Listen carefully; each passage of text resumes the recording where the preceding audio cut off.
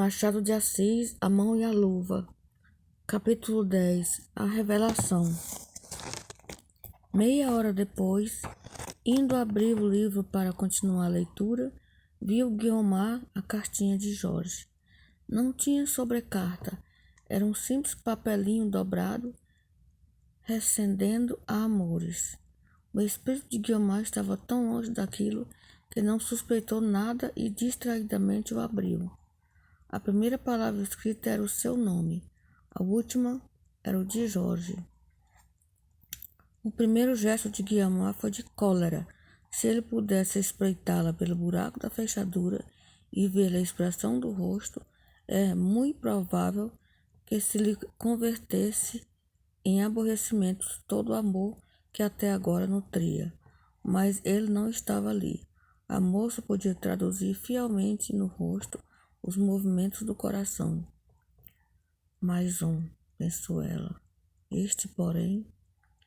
E desta vez o gesto não foi de cólera, foi de alguma coisa mais. Metade fastio, metade lástima. Mescla difícil e rara.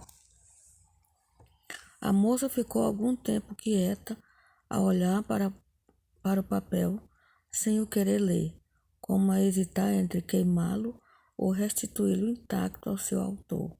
Mas a curiosidade venceu por fim. Guiomar abriu o papel e leu estas linhas. Guiomar, perdoe-me se lhe chamo assim. As convenções sociais condenam-me de certo, mas o coração aprova. Que digo? Ele mesmo escreve estas letras. Não é a minha pena. Não são os meus lábios que lhe falam deste modo. São todas as forças vivas da minha existência que, em alta voz, proclamam o imenso e profundo amor que lhe tenho. Antes de o ler neste papel, já a senhora o há de ter visto, pelo menos adivinhado nos meus olhos, na doce embriaguez que em mim produz a presença dos seus. Persuado-me de que todo o meu esforço em recalcar este afeto é vão, por mais que eu sinceramente deseje esquecê-la, não o alcançarei nunca. Não alcançarei mais que uma aflição nova. O remorso de o tentar virá coroar os demais infortúnios. Por que razão rompo hoje o silêncio em que me tenho conservado? Medroso e respeitoso silêncio que, se me não abre o caminho da glória, ao menos conserva minha palma da esperança? Nem eu mesmo saberia respondê-lo. Falo porque uma força interior me manda falar, como transborda o rio, como se derrama a luz. Falo porque morreria talvez se me calasse, do mesmo modo que morrerei de desespero, se além do perdão que lhe peço, e não der uma esperança mais segura do que esta, que me faz viver e consumir. Jorge. Guiomar leu esta carta 2 vezes, uma leitura de curiosidade, outra de análise e reflexão, e ao cabo da segunda achava-se tão fria como antes da primeira. Olhou algum tempo para o papel e mentalmente para o homem que o havia escrito. Enfim, pôs a carta de lado, abriu o livro e continuou o romance. Mas o espírito, que não ficara tão indiferente como o coração, entrou a fugir-lhe do romance para a vida com tal tenacidade que não houve remédio senão irem os olhos atrás dele, e a moça de novo mergulhou nas reflexões que lhe sugeria o caso da paixão de Jorge.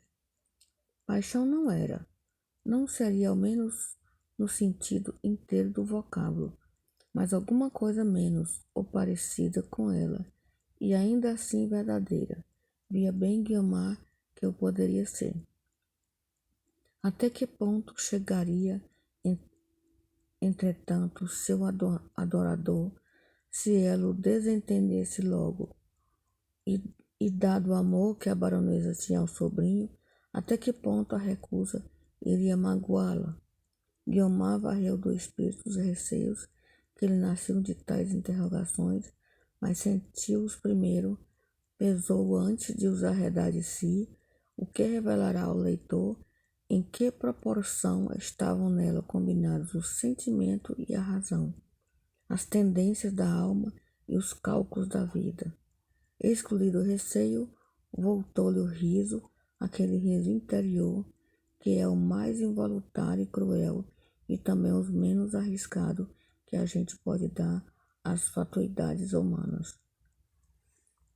Não podia ser tão desprezível assim o amor de um homem, cuja ridiculez compensavam algumas qualidades boas, e que enfim era também distinto, ainda que a sua distinção primasse antes por um estilo rendilhado e complicado, que não é o melhor. Guiomar via tudo isso e, por outro lado, não podia obstar que ele a amasse, nem por isso achava menos temerária aquela confissão. A moça refletia também na posição especial que tinha naquela casa o sobrinho da baronesa. Via-se obrigada à presença dele e talvez à luta, porque o pretendente não recuaria do primeiro golpe. Não havia tais receio da parte de Estevão. Ela reconhecia que a paixão deste era ardente e profunda, e por isso mais capaz de desatinos, mas comparava as índoles dos dois homens, e se ambos lhe pareciam de fraca complexão moral, nem por isso desconhecia que ao bacharel faltava certa presunção que distinguia o outro, e com a qual teria talvez de pelejar. Quando ela fez esta comparação entre os dois homens, ficaram-lhe os olhos um pouco mais moles e quebrados, obra de 3 minutos apenas, mas 3 minutos que, se Estevão soubera deles, trocaria por eles o resto de toda a vida. E, contudo, não era o amor nem saudade. Alguma simpatia, sim, ainda que leve e sem consequências, mas, sobretudo, era pena de o não poder amar.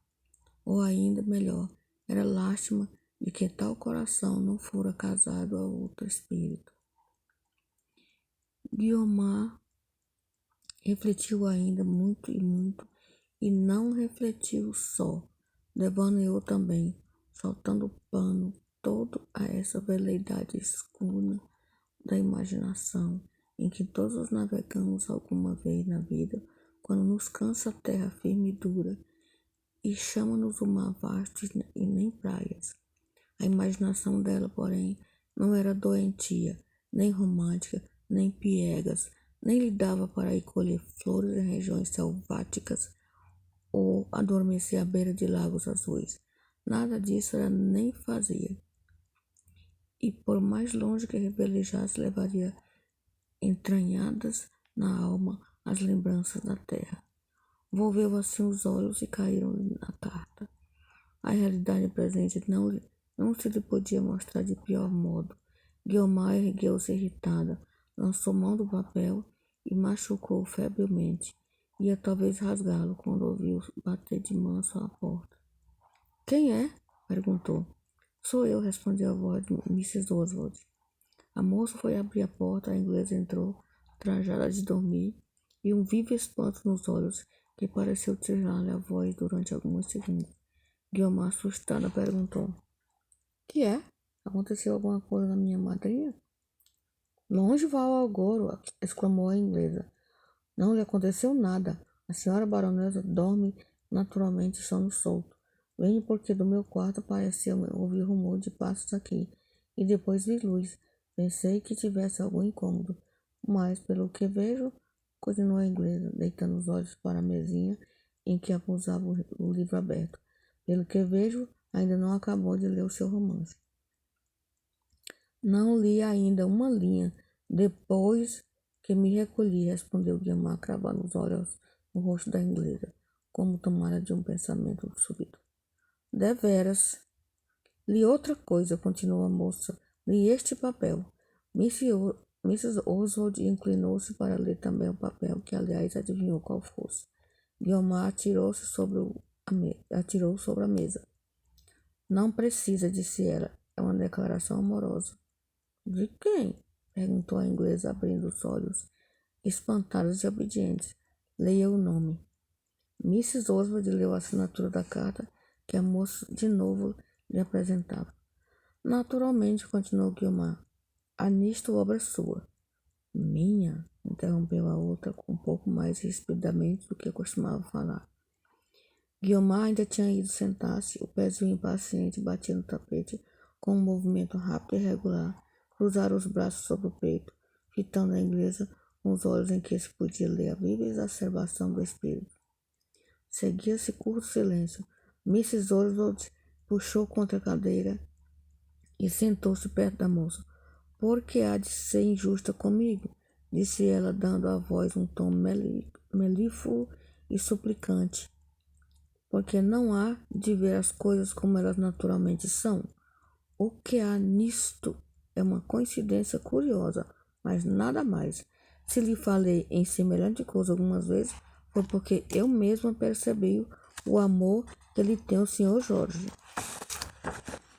É coisa que todos veem. Imaginei que o casamento, neste caso, seria agradável à senhora baronesa, a quem sou grato. Posso ter feito mal. Muito mal, interrompeu Guiomar. São coisas de família em que a senhora nada tem que ver. Guiomar levantou-se outra vez, deu alguns passos e voltou a sentar-se. Com um movimento desprenderam-lhe os cabelos e caíram-lhe sobre os ombros. Mrs. Oswald aproximou-se dela para os colher e atar, mas a moça secamente a repeliu. Deixe. E ela mesma os recompôs com as suas mãozinhas finas e ficou depois a olhar para o chão, a morder o lábio, a respirar fortemente, como se contivera a palavra que forcejava para sair impetuosa e colérica. Mrs. Oswald não disse nada durante alguns minutos e esperou que passasse o período agudo da irritação. Quando lhe pareceu que ela afrouxava, rompeu enfim o silêncio.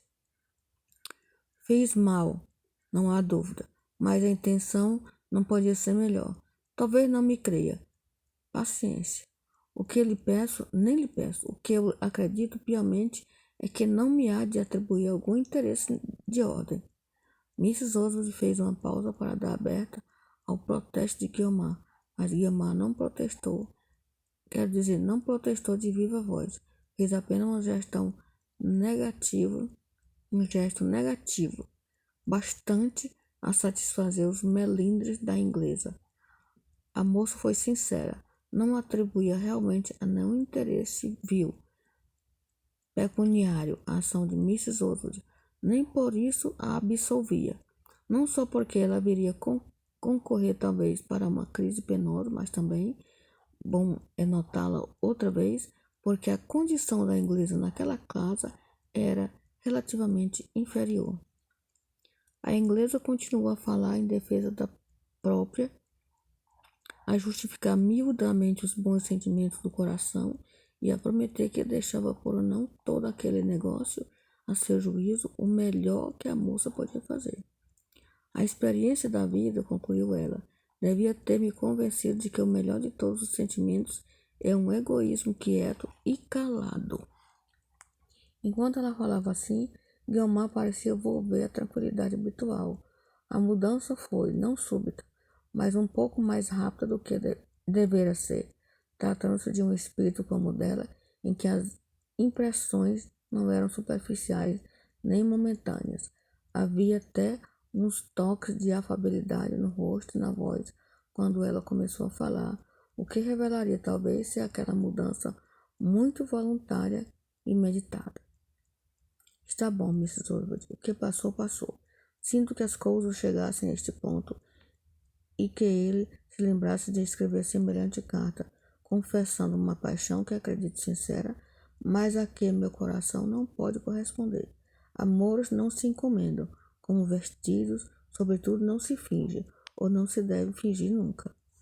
Oh, de certo, eu gosto dele como parente que é de minha madrinha, e também porque ela lhe tem afeição de mãe, como a mim. Somos uma espécie de irmãos, nada mais. Tem muita razão, assentiu Mrs. Oswald. A senhora pensa e fala como um doutor. Que se lhe há de fazer? Quem não ama, não ama. Dele é que eu tenho pena. Gosta muito de mim, não? Perguntou Gamar, fitando os olhos na inglesa. Oh, parece que sim. A senhora deve sabê-lo, tanto como eu. Eu sei o que eu tenho visto, e creio que é muito. Eu nunca vi nada, respondeu secamente Guiomar. A resposta de Mrs. Oswald foi um sorriso de incredulidade que a outra não viu ou não quis ver. Houve uma pausa. Guiomar continuou nestes termos. Mas seja como for, a minha resposta é negativa. Estou que ele não me fará a injúria de querer casar comigo, sem que eu o ame. Guiomar parou, como a esperar que a outra lhe dissesse alguma coisa. Desta vez, com a Mrs. Oswald não responder nada, nem com a voz, nem com o gesto. A moça inclinou o corpo, pôs os braços sobre os joelhos, com os dedos cruzados, e entre um riso amável e um olhar afetuoso, continuou.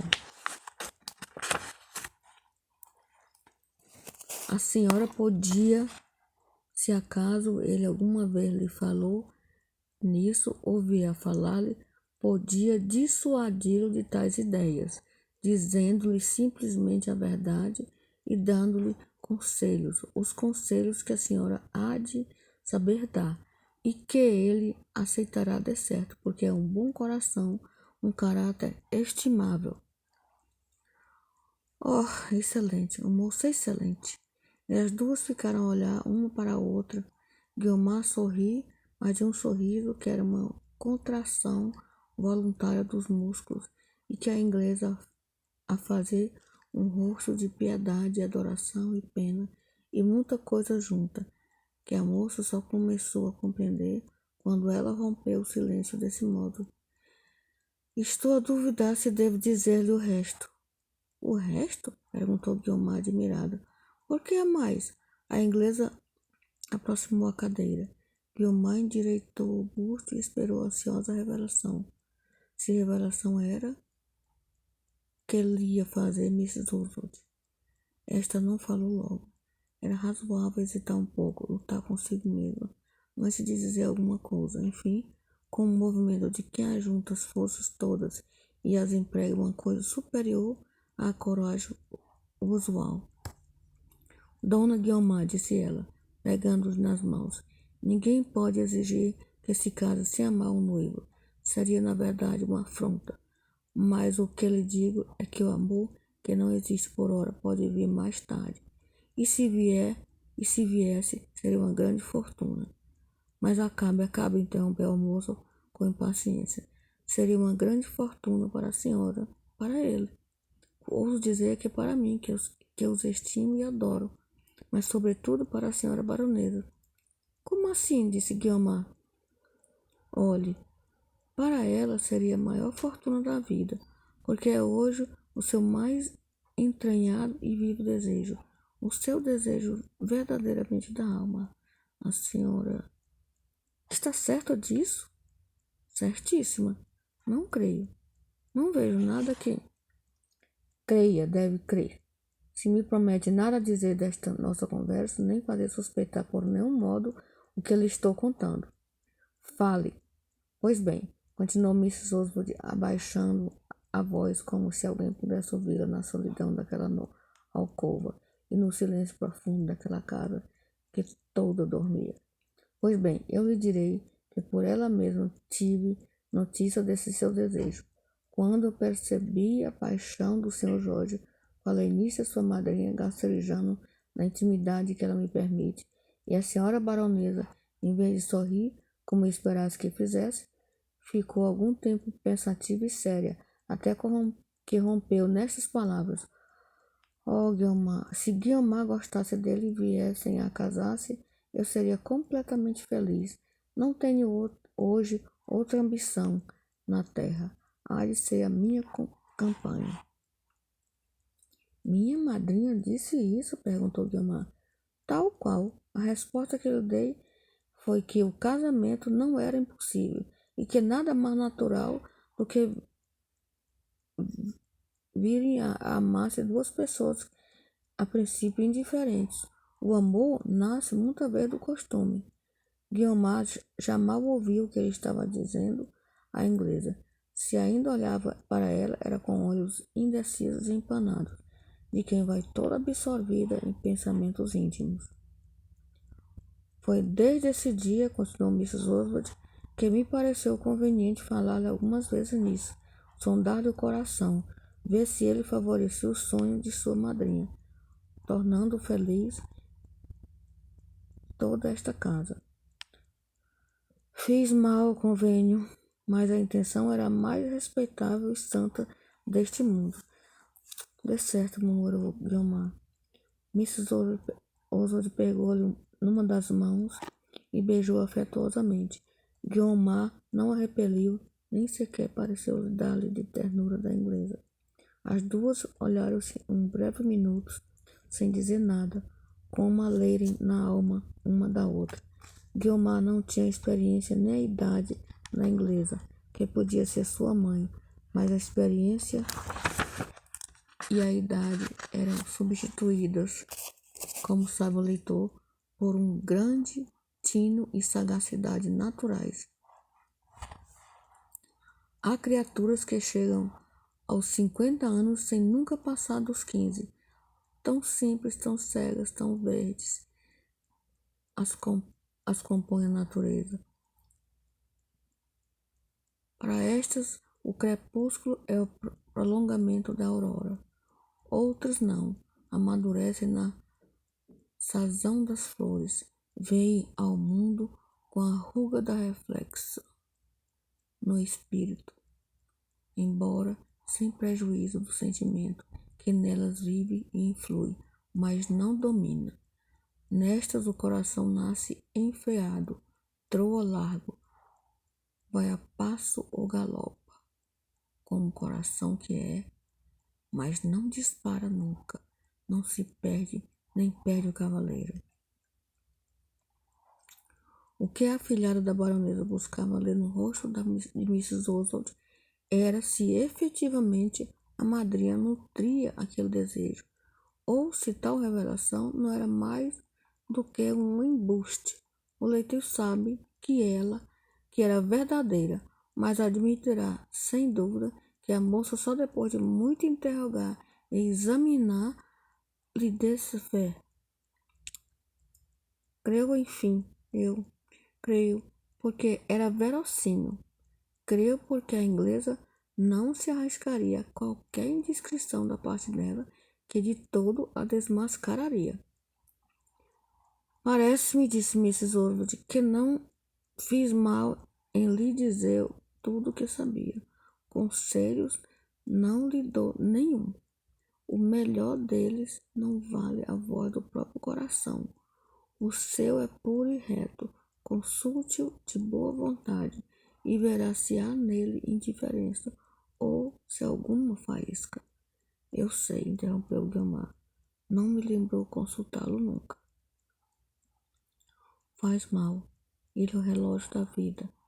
Quem o não consulta anda naturalmente fora do tempo. Mas que vejo, continuou Mrs. Oswald, deitando os olhos para o relato, para uma hora.